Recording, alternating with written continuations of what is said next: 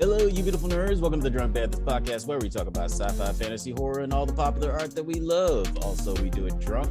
I'm joined, as always, by my brother Bill. How you doing? Today, we are talking about part 2 of the new Disney Plus series, Obi Wan Kenobi. Sorry, part 3 of the series. I forgot the first 2 episodes came out the same day. What did you think of this episode? Oh yeah, they did go on the same day. Yeah, it threw me off. And then the next episode came out on Wednesday, so I didn't know what was going on. Yeah, you're right. I forgot about that. Yeah, I had no idea.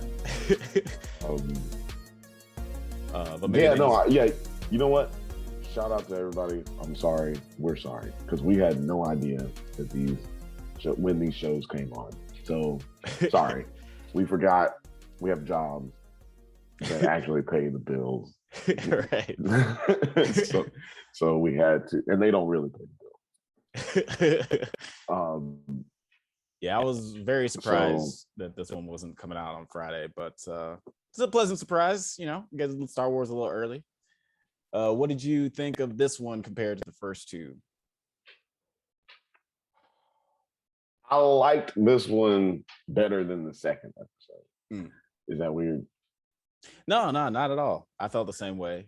Because I rewatched the first 2 again. I liked the first episode more than I did the first time I watched it. I liked the first episode plenty. The second episode, Leia episode, basically. So I'm basically not liking Leia. So, it's basically like, really, you don't want to say it as an adult, as a man. You don't want to be saying you hate little children. Little girls. Like, it's weird, right? It's just weird saying it. But I don't think I like this person. I have one friend who's, I ain't gonna say who it is, but they know who they are. Their father keeps calling this girl a little bitch. Now, look at this little bitch. This stupid bitch. This damn bitch. Why is this bitch? That's not what I'm saying. But I do feel where they're coming from. Like, God, damn. This is an exhausting character, but I feel like it kind of got minimized or brought down to earth a little bit more in this episode. And it was a lot more fun. The episode was a lot more fun. Some Star Wars things that like funny things happened, even though there was some action. You know what I mean? Like, there was the tension, natural tension from her being on the run. And also, I kind of thought we were going to be back in Tatooine by now. So it was kind of like refreshing, like, oh, this isn't Obi-Wan, you done got into some shit. Yeah. Like, you didn't just go out here and get the girl, go back, now we'll do some missions. It's not like Boba Fett. Right. Or like Mandalorian, where they like video game character going to figure sort out this mission thing. of the week, kind of. Yeah, I'll help you find the Clarksons, but you got to help me put this fucking ship together. I need to find pieces, and the only person who's got parts is that beast over there that fucking swallowed them 1,000 years ago. Like, what? Yeah, it's very, very procedural, very monster of the week. Mandalorian is, but yeah, this does take more time to just like get into like a nice character study. Because I did read the creators talking about the show and said it was going to be more comparable to like Logan, where it's just going to be like a character study. And I think that would have worked better, I don't know, if they didn't have Leia, because I have problems with Leia as well. It was kind of surprising that they would go to just like a young, sprightly character like that after all the backlash that, I forget the name of the actor, but the actor that played Anakin in Phantom Menace very famously got ridiculed, and to the point where he like kind of had, now he has psychological issues. He's been very traumatized by the whole situation. He's fat, ugly now. I'm sure that helps with his whole hey baby, Drunk Banthas, baby. But yeah, I did like this one a lot more too as well. It's just like I gave him some help. It's like a lot more balanced. Leia's a little bit less annoying, and we've gotten past like sort of some of my nitpicks about what brings everybody together. But we'll get into all that. Yeah, go ahead. No, Just go ahead. No, we're getting into it. All right. So yeah, to get into it, Vader instructs Reva to find Kenobi and promises to promote her to Grand Inquisitor if she succeeds. And he'll kill her if she fails. So high risk, high reward. It's a great job security thing. You got your good job, but you also know you're dying. Right. If you don't get the job, so it's like motivation to keep your job all the time. It's like being a professional coach. Yeah, clearly Vader runs his office with chaos. Yeah. Yeah. He is a CEO who likes to see you sweat. Yeah. Toxic work environment, I'd say. But yeah, and it was nice to hear James Earl Jones as Darth Vader again. I was kind of surprised. I thought they were going to maybe try to do some voice modulation with Hayden Christensen. But yeah, this was awesome. Got to go back to. Oh no! Remember when we talked about it? I was like, we're gonna see some James Earl Jones. What we're gonna see? Right. Yeah. Right. But apparently, but that was before. I just knew we were gonna hear. Jesus Christ, that was a loud as motorcycle bike. Like, you're not even really that close to the street. You shouldn't be able to. Not at all, dog. That was fucking crazy. That was a loud motorcycle bike, y'all. And so later you might hear a train. Who knows what might happen? But I don't even know what I was fucking talking about now. But oh yeah, apparently there's like multiple different people who are playing different, or who are playing Vader at different points in this series. Oh, okay. Yeah, because James Hayden Christensen is playing him. James L. Jones is doing the voice, of course.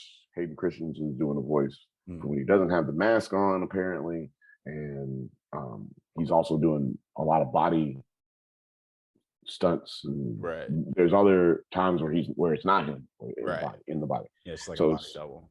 Yeah, I don't know. Totally. You never know when you're looking at Hayden, I guess, until you see him. Right. You don't know. Yeah, and which is not super surprising. Like, they did a lot with that with the Mandalorian as well. Pedro wasn't always in the suit, which is surprising. If you're gonna pay him that much money, why not just keep him in the suit unless it's a exhaustive fight scene or something? You got to pay them stunt guys too. Yeah, that's true. Stunt guys matter. I forgot saying that. Guys matter. Put it on a t-shirt. Stunt guys matter. Drunk Banthas podcast. That's what this is saying. Oh yeah, stunt guys matter on the front, and then Drunk Banthas podcast on the back. Somebody out there make it. But yeah, so Kenobi and Leia, they make it. Their transport lands on the planet of Mapuza, where Kumail Nanjiani's character, led them off to. And they walk to the rendezvous point, but no one's there. So they decide they're gonna hitch a ride with this Imperial Transport. Might be ill-advised. Stupid.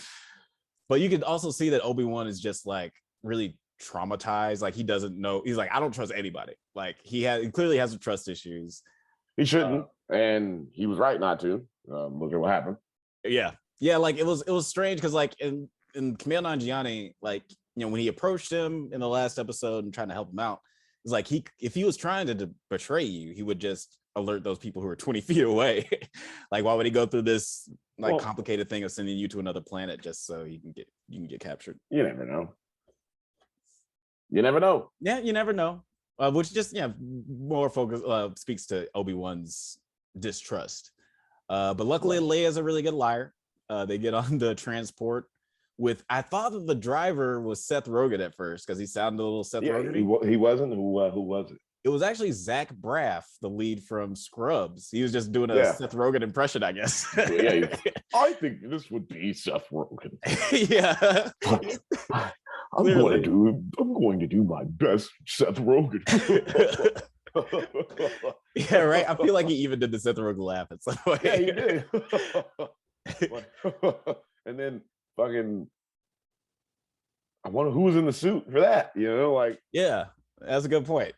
Did they fly Zach out?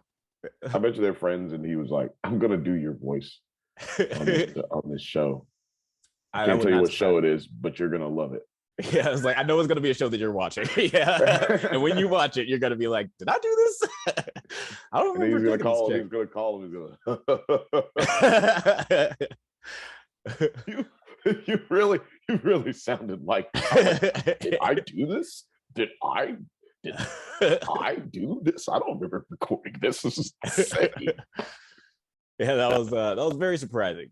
I just this had very Alan the Alien vibes until I just gotta mention, but fuck Feck. What's his name? Feck? Oh yeah, that's right. Yeah, I think his name was Feck. Fuck Feck. Because Feck can go feck himself. Because he gave up the man. He gave up my dude, man. See, like, straight snitch. It's one thing to be working at the Empire, but damn, nigga, you like drinking the Kool-Aid and everything. So you over there, you go to meetings and shit. You go to right. You like hang out with these dogs, man. Like, come on, man. These motherfuckers are terrible, bro. Yeah, he was even like spouting the propaganda. He's like, "Oh yeah, I like people from Tall. They know their place. There's nothing wrong with a little law and order." Yeah, he's definitely drinking the Empire. He's definitely drinking the Kool-Aid. Never trust nobody with a face like this. Yeah, rat face people can't be trusted. Like, he's historically in movies. Yeah, historically in movies and like fantasy, rat face people cannot be trusted. But then they do, they get discovered by the stormtroopers. But also, I did like this little moment before the stormtroopers get on the transport, where Obi-Wan, or before they get captured by the other stormtroopers, where Obi-Wan explains to Leia that he doesn't remember his childhood that much, and he's like, I sort of remember my parents. I just that kind of flashes, and I feel like I had a brother, and you really feel the tragicness of. Like, because they touch on this a little bit in the prequels, but like how Jedi become Jedi is kind of sad. Yeah, I mean, well, Jedi's life is sad. They're supposed to not have feelings for anything, essentially. You're not having a girlfriend, which, we never did this podcast, but just speaks to the reason I say that Obi-Wan is the greatest Jedi of all time. Because he broke all the motherfucking rules every time. And he never turned to the dark side. He never, ever, ever, ever went to the dark side. Never touched it. And he had like more reason than all these bitch ass niggas to just do it. Yeah. You know what I'm saying? Like, definitely he had more reason than anybody to just say, fuck it, I'm gonna just turn to the dark side. I lost my brother, I lost my mentor, I lost my girlfriend, I lost my best friend. Like, there's so much loss that Obi-Wan goes through. Yeah. And then he loses his life. Yeah. He gives his life. He gave his life. Mm-hmm. Gave his life. His legacy. It's interesting. And like that moment even feels a little bit more heavy, like in A New Hope, where he's fighting Darth Vader, just because of like the scene that happens in this, because you can see how just terrified he is at the aspect of facing Darth Vader, not just from like a physical aspect, because he's not who he used to be strength-wise, but he's tripping at the fact that he's even alive. He's like, yeah, I fucked that nigga up. Right. He's like, oh, what does he look like? What does he look like? I bet you he's fucking ugly right now. Right. Yeah, he's you can tell that. Yeah, he's not ready to confront him on a couple of different reasons. Right. But I like this point where we really just delve into the wrongness of the Jedi. The way that they used to do things was fucked up, and we can just see a little bit more of that in this tiny little monologue. And like you said, Obi-Wan has lost more than most Jedi, especially most Jedi that turn to the dark side. And he's got that conviction of character. He's stronger than most, mentally and emotionally. But physically and physically for sure. But yeah, like definitely got. He obviously needs to start doing some push-ups or something. Like, come on, bro. Yeah, I did like how fight shape, bro. What's going on? Yeah, I do like how like they take. Flipping. Last time we saw Obi-Wan, he was fucking doing backflips off of shit. Right. Come on, bro. Some of that ain't. Where's the residual? Some goddamn muscle memory. Yeah, he's definitely gotten a little. He's out of practice. I wish they did put a little bit more gray or something in his hair to show that he was. It's only been 10 years. I Yeah, mean, but it's Ewan also only McGregor supposed to has be 10 aged years. enough.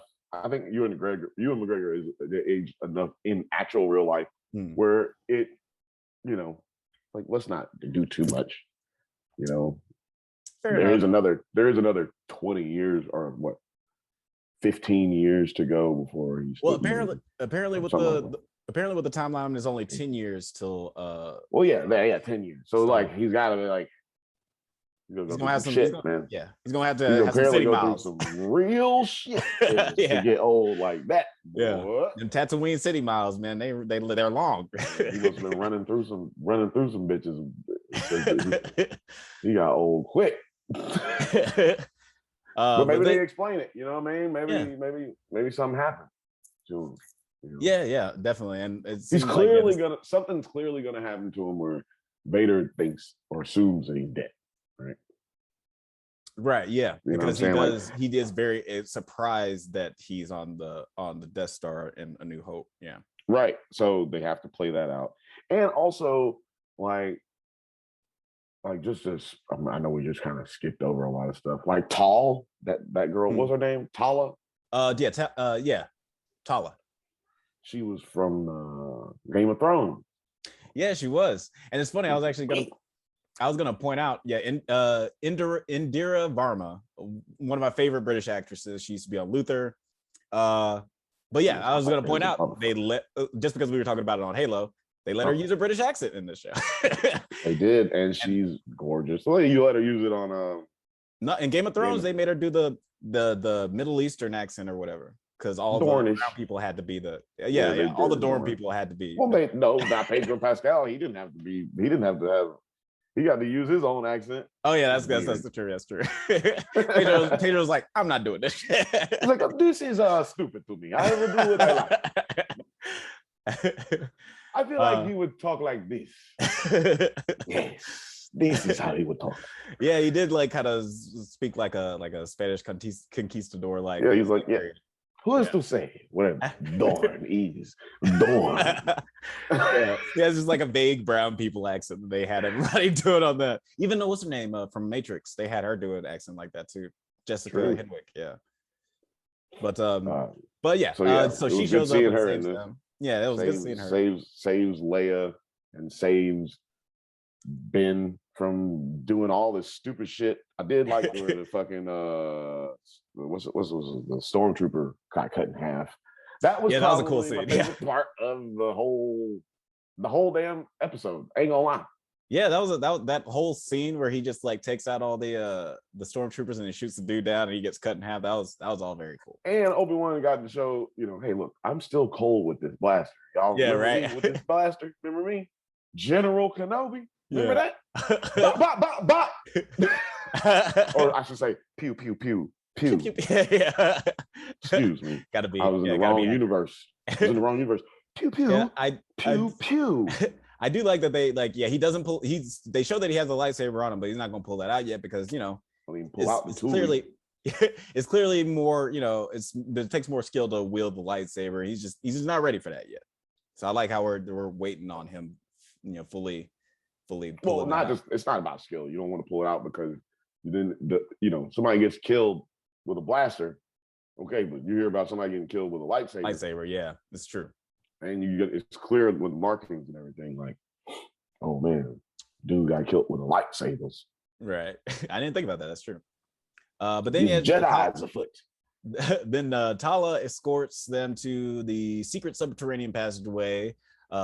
Because she's working on this like basically Empire underground railroad, trying to save people who are against the Empire. Jedi.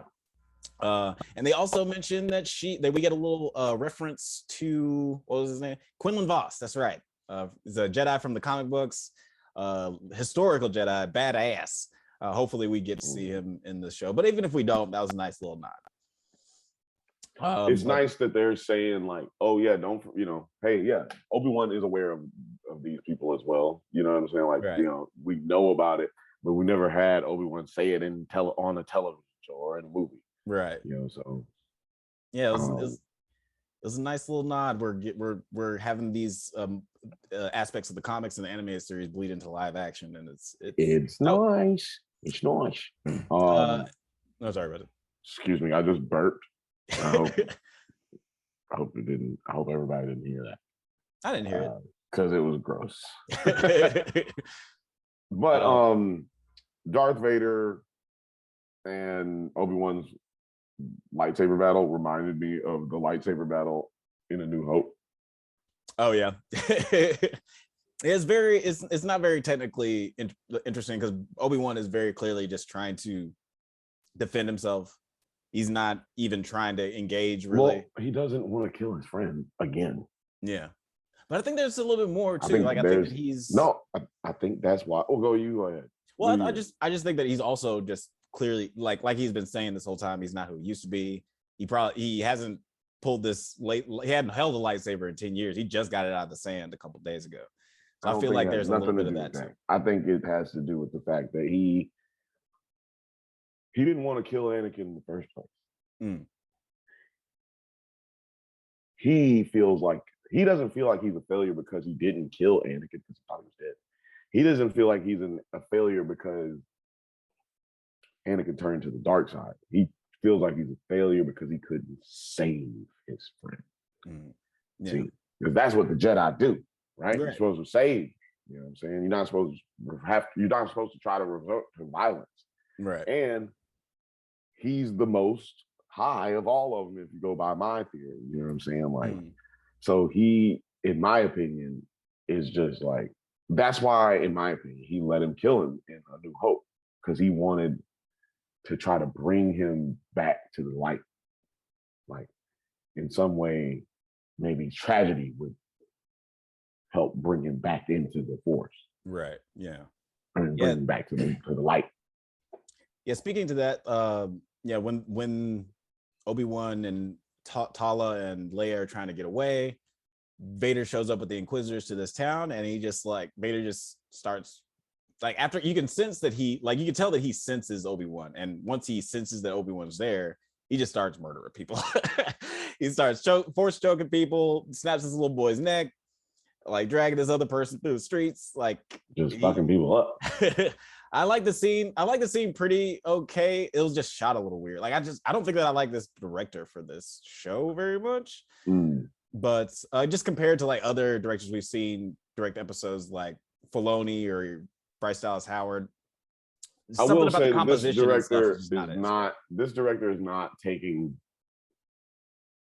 the opportunity to just like utilize Vader essence. Like, you know, a lot of other directors just like they fill up the screen with Vader. Like Vader takes up the you know, in this Vader's just like kind of there. Yeah. You know what I mean? Like he's not something the about focus, even though your focus is on him, but he's not the focus of the shot. Right. Yeah. Like I was watching, not to go too far off, but I was watching an episode of Barry, which is Barry. I'm sorry, that's my hater. Hi, my name is Barry.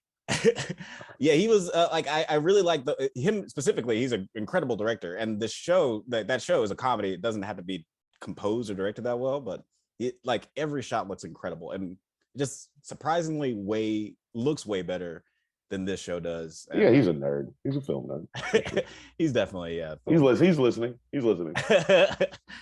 But yeah, so then from that point, Darth Vader does confront Obi-Wan, and he's burning Obi-Wan's ass up. Let's get to the nitty-gritty. You know I mean?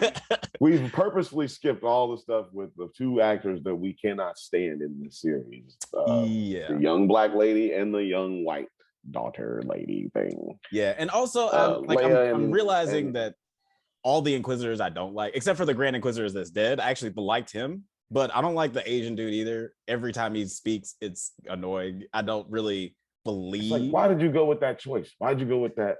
Right. Why'd you go with that? Why'd you go with the Batman Begins voice? I want to ask him, you know, because he's the dude from Fast and the Furious. Oh, okay. The guy who's always eating, Han. He's always eating. Oh, okay. He's like, what made you do that? Yeah. All right. Yeah, I actually like that actor. I like him a lot. I like him a lot. What made you choose that? I know what it was. All the bad acting on set. Like, I'm gonna do something crazy. Yeah, I was like, is this the energy? I guess this is what we're doing. This is the energy was out here. I'm gonna do that too. I'm gonna do something crazy. This nigga doing crazy. I'm gonna do crazy. But what did you think of like the Darth Vader? He burned up, man. That scene was crazy. He was like, I'm gonna fuck you up. I was like, I don't remember him having any burn marks. Old Ben, right? Something must be about to happen. And then yeah, like, you know, fire went away. Bring him to me. I'm like, Vader is lazy. Yeah. You know, nigga, you got force choke shit. You just had this nigga up in the air. Yeah, right. Bring him over here. That's what I was thinking too. Like, he's not any further than he was a second ago. And then when they had to fire, like, then old Talia. Oh yeah, Tala. Yeah, Tala.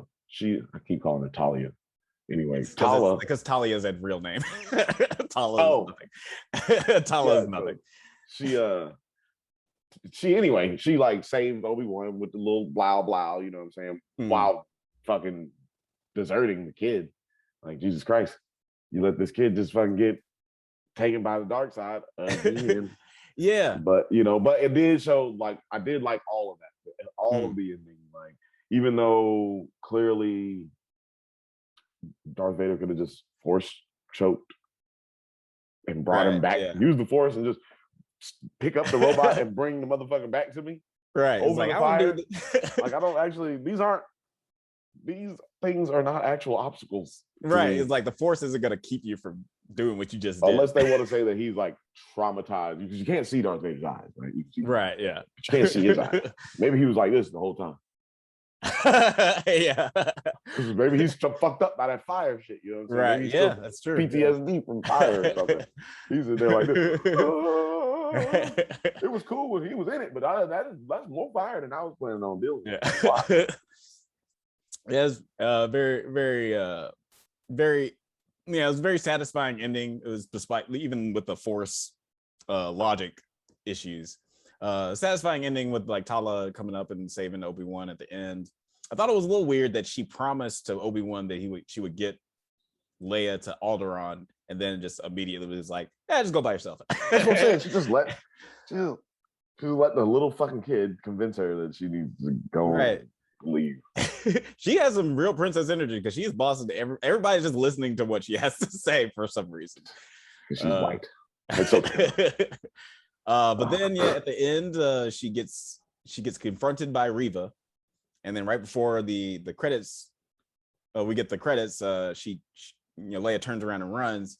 So we're gonna get another chasing. Oh my god! Oh my god! Are you ready? Oh my god! You literally almost made me throw up just now. I swear to God, dude. I fucking hate. Don't ever. They better not do that shit anymore. That should already got cut out of the scene. Like, they should already have edited that out by now. 3 episodes in. We all know that was the worst thing about the show. Yeah. So please don't do that. I'm hoping the Reva's just gonna like force grab her or something like that and just nip that in the bud. No, nobody uses the force enough, like when they should. You know what I'm saying? It's conveniently forgotten about. Yeah, at certain times is all I'm saying. Yeah, and there's a lot of times where like the force is just kind of uses a plot device. It's like, we're not going to use it here because it makes things too easy, and that's just throughout all of Star Wars. This show isn't the only one to break that rule. I'm excited about this show. I mean, I don't know how much time we got left. Got about 5 minutes. Well, that's perfect. See, I think I'm excited about where the show is going now from that episode, just because it shows you, like, hey, this is a journey. Obi-Wan he ain't even got off the planet yet. Yeah. You know what I'm saying? Like, it's a long journey. It's going to be an arduous task. Yeah. But we know where he ends up. He ends back in Tatooine, right? And we know where Leia ends up, right? So we just need all this stuff to happen, right? To a certain degree. But maybe we're watching 2 origin stories, one of old Ben and one of Leia. Right. Yeah, it's interesting. I'm very interested where this is gonna go, because it's always touchy doing prequels in this kind of time period, because you don't want to negate things that we already know, but you also want to keep things interesting about characters we already know where they're going to go. So it's an interesting tightrope to walk. I'm interested to see where the rest of the show goes as well. We only got 3 episodes left, so yeah, that's another thing that's crazy to me. Like, how you only got these many, like, they're very short episodes. Yeah, I'm kind of surprised it wasn't a movie, but maybe I feel like Star Wars is even kind of like gun shy about. They're scared of it. I think it was supposed to be a movie first, and then I think they were like, nah, we're gonna do a TV show. I think what was it? Solo. I think Solo scared everybody into just like, let's slow down. It's clear. Yeah, it's clearly scared the whole team into in a good way to it. Yeah, they're definitely it's a little more quality control. Quality over quantity. Because Mandalorian was definitely incredible. It's my favorite Star Wars show that we've gotten so far. Even though we haven't finished this one yet, but that's what I say. Gotta give this one some time. But yeah, I'm interested to see what we're gonna do next. I was all up in Mandalorian Mandalorian. I was like, this is a great fucking show by the 3rd episode. Right? Yeah, this is a great fucking show. It didn't take long for me to get won over by that one. But we'll see. We'll see how this one pans out over the whole thing. So but until sorry, what was I gonna say? I was gonna say until then, you guys, you need to like, subscribe, and motherfucking share this here video. Yeah, and check us out on is we're on the Apple podcast now, right? Almost. We'll look out for it, guys. It's gonna be happening very, very soon. Thanks to the hard work. It's on there. But I'm uploading them very slowly. Yeah, so just pardon our progress. We'll be there soon. But thanks for listening to the Drunk Banthas podcast. We do this every once in a while, so go ahead and leave a like and subscribe so you can get updates on new episodes of the pod and new video essays from yours truly. Check us out on Twitter, IG, TikTok, likewise, all the internet things. Until next time, stay safe, my little slow-running Leias, and may the Force be with you.